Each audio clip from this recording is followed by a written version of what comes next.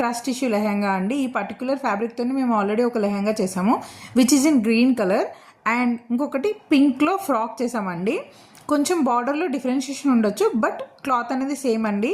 So ఇది వచ్చేసి ఒక బ్రౌన్ అండ్ మెజెంటా డ్యూయల్ షేడ్లో ఉన్న లెహంగా అండి. చాలా అంటే చాలా బాగుంది కలర్ వచ్చేసరికి.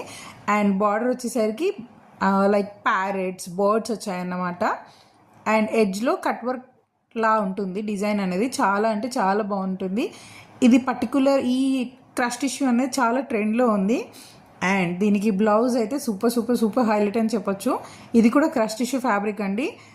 కాలర్ నెక్ ఇచ్చాము and hands are the highlight అండి. చూడండి ఎంత బాగున్నాయో. ఎలాస్టిక్ యాడ్ చేసి ఇప్పుడు ఇది హ్యాండ్స్ కూడా చాలా ట్రెండ్లో ఉన్నాయండి. సో ఆ హ్యాండ్స్ ఇచ్చాము.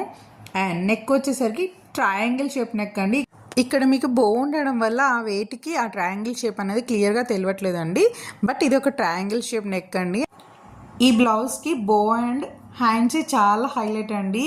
అండ్ హ్యాండ్స్ అయితే ఎంత బాగున్నాయంటే చాలా అంటే చాలా బాగున్నాయి. బో కూడా చాలా ఎలివేట్ చేసిందండి ఈ పర్టికులర్ లెహంగానైతే.